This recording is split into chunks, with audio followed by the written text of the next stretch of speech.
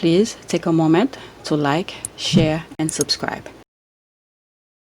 You started off as a model and now seemingly sort of come full circle. What was that journey like for you? I mean, for me, you know, obviously being from Ladbroke Grove, you know, sort of a very protective family, and then being thrown out into sort of the late 80s London as a teenage model. And I always say I sort of lived in two worlds, you know. I lived in my home, which is, you know, Ghanaian and Ghanaian foods and Ghanaian music, and then out in the world, in England. So I feel this duality has sort of really defined who I am over the years. It was hard for my parents because, you know, they wanted me to be a lawyer, an intellectual. It's been a very long journey, but I always wanted to include people of all races, all colours. I always call it, you know, the marginalised or the other. You've spoken in the past about your life growing up in Ladbroke Grove and sometimes being frightened in that environment because of who you were. Yeah, I mean, you know, growing up in sort of 80s Ladbroke Grove was a different time, you know.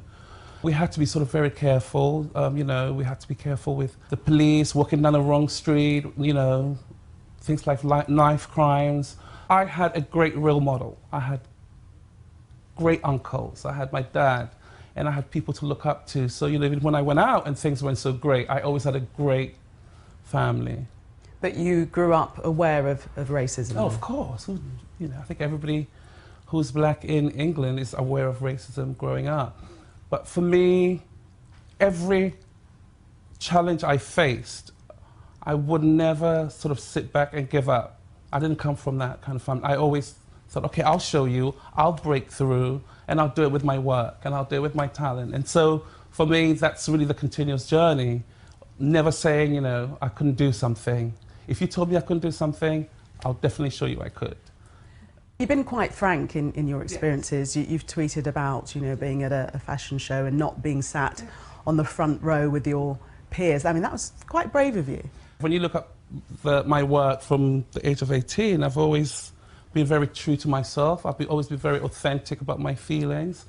In that particular case, you know, when you walk into a show and all fashion directors are in the front row and you're in the second row, straight away that's you know, profiling me. Even a few weeks ago, the same thing sort of happened. The incident that you're referring to in the office, when you were racially profiled Yes. by a security guard in your own office, how did you feel when that happened? It wasn't an isolated incident. Of course, you know, it takes you back to all those moments in your life when that has happened. And I think people think that when you're successful, that things like that don't happen. For me, the beauty of that incident is it just makes me aware never to think I'm too successful. That it can happen any day and I have to be really alert and deal with it, really. And what would you say to those that say, you know, your success is an armour against racism and, you know, things like that don't happen to people like you? Well, obviously, as we saw the other day, it does happen from my tweets. It's important that something like this did happen because it reminds me never to think I'm, yeah, like I said, too successful or too well known or too established, because to somebody you're another black person. And I really didn't want all the young kids in the building to have to face that. First black editor of British Vogue, first male editor of British Vogue. Lots of firsts in your armoury. Are you comfortable with being described as a pioneer? Oh God, okay. Pioneer. I just like to think that, you know, I've contributed to the conversation. I've contributed to, you know, the world of fashion and imagery, and by doing that, I've been able to sort of shine a light on the marginalised groups. You know, people who've been othered. That's really what I'm most proud of, making everybody a part of the conversation. And are you happy to be described as political, that the magazine does have a statement to make now about current conditions? I wouldn't say political, but I think I do use the platform to address injustices, you know, to talk about, you know, people's rights. So, you know, like we said before, you know, social rights, you know, trans rights, the people we feature, Zadie Smith, Salman. We don't shy away from controversy, but on the other hand, it's all through a Vogue lens, to the highest quality. And as, running alongside all that, we still have the incredible fashion stories, the incredible images, designer profiles. For me and my team, who are sort of a diverse team, the mix is the most important for me. Tell us about the September issue, the concept, the idea behind it, and what has materialised. So the September issue is a very special one. We went from COVID to talking about environmental issues to the biggest moment in civil rights history. I mean, the whole world, of the marches, and I felt like these incredible people who were sort of given their time and their lives to make sure that there was social justice in the world, to make sure that there was education and community care. These were the people who were the new heroes. And what we perhaps previously deemed as ordinary became extraordinary. The ordinary is now so extraordinary. And that's what I love about what we're able to do at Vogue. We've been able to pivot, still keep it Vogue, but talk about issues that really matter as well. And the September issue, the front cover, tell us who's on the front cover, and also the collaborations behind the scenes as well. Yes, I mean, the cover was shot by a photographer called Misan Harriman. He's a black photographer, styled by my fashion editor, Donna Wallace, and it was an all-black team. We have Marcus, the footballer from Manchester. I mean, he literally used his platform to get all the young kids fed. Then we have Adjoa Aboa. They're on the main cover, and Adjoa's used her platform to talk about mental health. For me, thinking, as an editor for a fashion magazine, I knew I couldn't just have handbags and shoes. It just felt like we needed to create a document of this time, this incredible time of change. Obviously, during the pandemic, we had the Black Lives Matter marches, and you actually went out on a march, didn't you? I mean, I live opposite Hyde Park, so I put my mask on, and I went, and it was the most peaceful. People sat on the floor, John Boyega spoke, and it was so peaceful. People of all colours and all races were there. And what really struck me about that day, about how, that George Floyd's death hasn't been in vain, it brought everyone together. Do you feel positive now that things might change, that the systemic racism that we've seen? I mean, I feel that will systemic change. Racism, and I feel that people are aware now. Maybe perhaps it wasn't in people's faces, but now everybody knows racism is not just an American problem. It's also a British problem. It's a global problem, and that's what these marches sort of showed everyone. You did work with the Duchess of Sussex, that issue, the special issue that you did with her. She came in for a lot of criticism for that. Would you put that down to racism? No, I mean, I think, the Duchess of Sussex she's a brave woman. She's a brave woman. I feel that it wasn't, the parts of it probably racism, but it was more institution. She walked into an institution and everybody expected her to know the rules. And I think sometimes it takes a minute to sort of understand the rules. But she did get a very unfair treatment, I thought. Yeah. You feel that it was unfair, the way she was criticised? It was harsh, it was harsh. But I wouldn't just blame it on racism. Black Lives Matter, racism, people, how they've been perceived and how they've been judged in society. Are you hopeful now that there will be other Edward Enninfuls coming behind you, that people will feel that the doors have been opened? Oh, I will make sure there is. For me, it's been so important just not being the only one, but always bringing people up with me. And I think it's so important. The fashion industry needs to, employ more people behind the scenes. Recruitment, has to change. And I think once we have people behind the scenes, there'll be more than Edward Enninfuls, But we need more people behind the scenes. I think it's not enough just having, sort of black people on your Instagram feed or in a magazine. We've accomplished that. But now, behind the scenes, that's when change really happens. And is that the idea behind the September issue, having a full black cast contribute? This question would be, so, what was your thinking in coming together? Whose idea was this? I mean, the September issue for me was really to talk about the times we were in now and the world we were in. So, you know, if that happens from that, I am so happy, really, and I hope it does. So I'm watching that Edmund's, whatever, the Vogue editor interview by Sky News. Oh my God, this guy.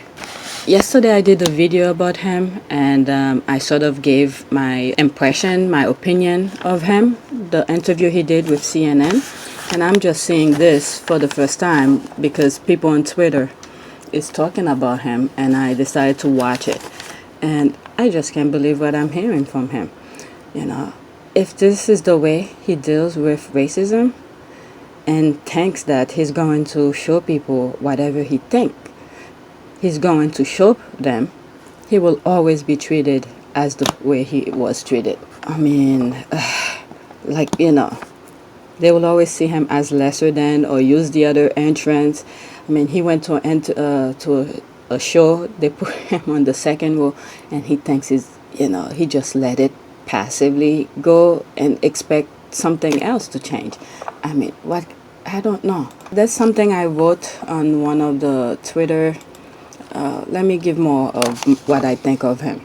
You know, I can see why Meghan and Harry was dealing with what they went through alone in the UK. This guy is prime example.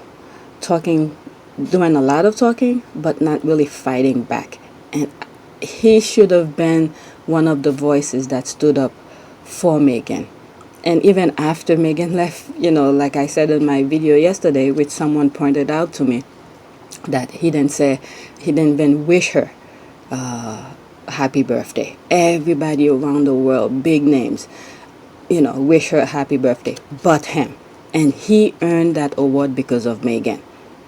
Well, Meghan put him in the map and my radar, pretty much. I never knew he existed.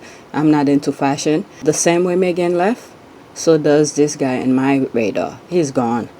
I have enough with him. He just showed me that blacks in the UK know their place. I guess, I don't know, I might be wrong, but I can't believe what came out of his mouth. Both in this interview and the one in the CNN interview. Jesus Christ. I think I got what I feel about him.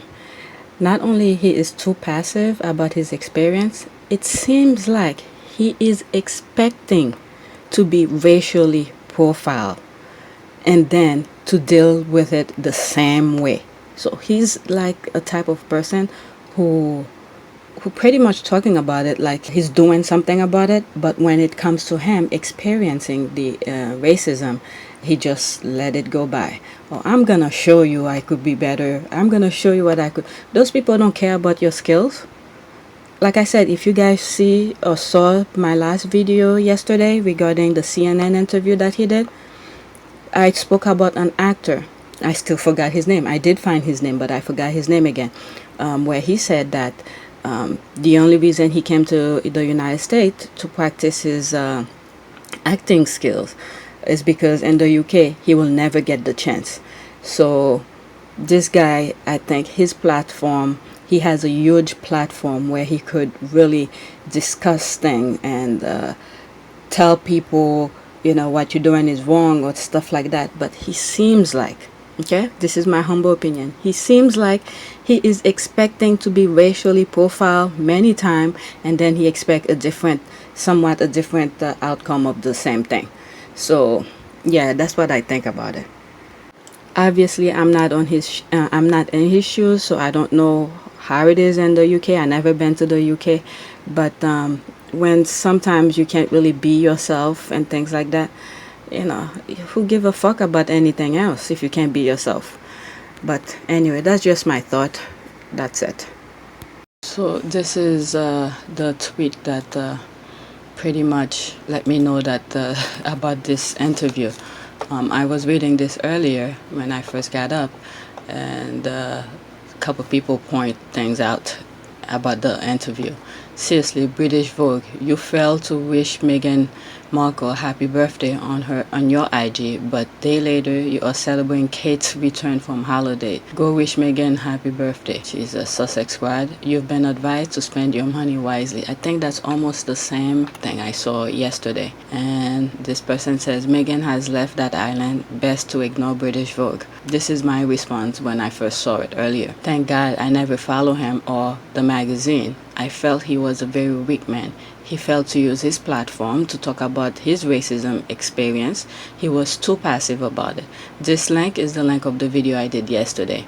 A video I did yesterday, more in the mid of it. If you saw a couple of my videos yesterday, how I happened to pretty much talking about him is by accident. I wasn't planning to talk about him.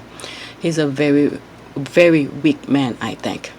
And other people said she left in March, but remember just last month Edward was using her edition again for the diversity award and boasting about it.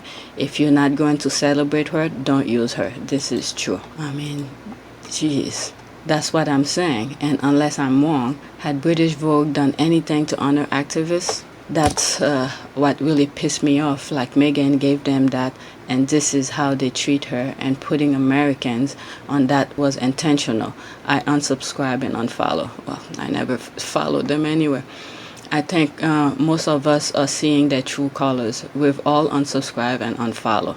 And if anyone hasn't, please do so. This is so painful when you can see a black man is the one in charge doing it. Yep, when it's suit, he uses talented black women, then goes back to mediocrity. Mediocrity. I mean, this is on brand with Nevermind. All right. Yeah, you all know this is happening because of Tatler, right? Most likely, Kensington Palace contact Vogue to have Kay on the cover or something. So to make Tatler jealous, and also Kay is desperate to claim Meghan's affair, which it won't happen. Tatler ended up reducing Kate's cover edition to 3 magazines for £1, but still, that didn't sell. I'm pretty sure they hope to beat Meghan's British Vogue September edition, but it fell miserably. So British Vogue has been commissioned to elevate her instead of Tatler. What is this? Okay, spectacular trial offer. 3 issues for £1, including free home delivery and free instant access and digital editions, because no one should have to go without Tatler. Jesus Christ. Exactly, but Kate and the Palace can't fight Tatler. Not even British Vogue, and Aristos will destroy her and British Vogue.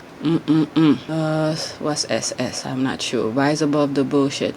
Meghan was just a guest for Vogue, not a founder or CEO. Therefore, Edmund, I guess, is free to cover whoever he feels, which is true.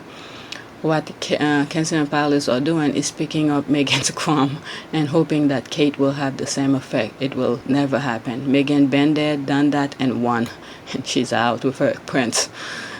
Can someone please provide the link? Okay, that's the video I just saw, and I sort of, can someone please provide the link? Or maybe I'll put the whole video on my video. I'll try to find it. Okay, Out Tatler in British Vogue. Good point. Wow, it's all making sense now. They're falling out with Tatler magazine, so now paying British Vogue to embiggen and elevate Catherine the Great. Sorry, Tatler. Ungrateful Kate's way of saying F you after embiggening her. Kate is playing is fire. Okay, Kate is playing with fire. Meghan's back must be breaking carrying all this dependence. I never heard of the guy till Meghan. Pretty much me too. Basically made him world famous. Who's next to get their mortgage paid early? To be fair, I'm sure Meghan's foes not care about their pettiness. She knows her impact on everything she touches turns into gold. British Vogue will soon have a taste of top CEO dust. Since everything she touches collapses, wait and see. They will be begging people soon. Yeah, they're pretty much done. And especially the way he's responding to things that are happening. Wow. I really suggest you guys to go watch the other video that I did yesterday. I was the first, I guess, at the beginning of the video, well, I was dragging on because I was looking to see what the court was saying about Meghan's friends, if it was gonna be supposed to be public or something like that. And I stumbled upon a tweet that mentioned him, and then I went and do research and found the CNN interview, and I didn't know about this one, the Sky News interview. And I'm feeling the same way as the CNN interview. Please go watch the other video, yesterday's video. Like I said, it was a drag on, but near the end, the last 10 minutes, I believe, at the end of the video, that's where I sort of came strong with it. But it was by accident. I happened to stumble or decided to do the video of him. And then the other video that I was intended to do, and I did it separately. But anyway, I'm gonna edit this one right now, and it's very disappointing to see him talking like that. That's it. And by the way, those new subscribers, I truly appreciate you coming along. And if you look at some old comments, I have some, I'm not a huge YouTuber, but some of the subscribers that I have, when they leave comment, it's very thoughtful comments and nothing disrespectful, nothing like that. I truly appreciate the discussion that I have on the comment section. And I hope you guys, the newcomers, do the same too. And as you can see, I think right now, as of August 6th, I have, I believe, 66 subscribers. Let's see. Let me show you. I think I have 66 subscribers. Come on. Oh, 67. Someone new just popped up. Okay, 67 subscribers. So even though I'm small, I still appreciate every subscribers. And please stay positive. Respect other commenters. You know, I don't want to be blocking people. You know, a lot of people, when they put videos that's somewhat controversial, they block the comment. I like to leave the comments open to hear what you think, especially on my video, what you think of what I said. Because majority of the videos that I put, if I don't feel like talking about it, I don't put it. So all of the videos that I put and you hear my thought is because this is how I feel about it. So I don't mind criticism, but I don't want cursing to be too personal. Just let me know what you think. But anyway, thanks again, and I hope newcomers who stumble on my videos, please subscribe. Thanks again. Please take a moment to subscribe, like, and share. Thanks for watching.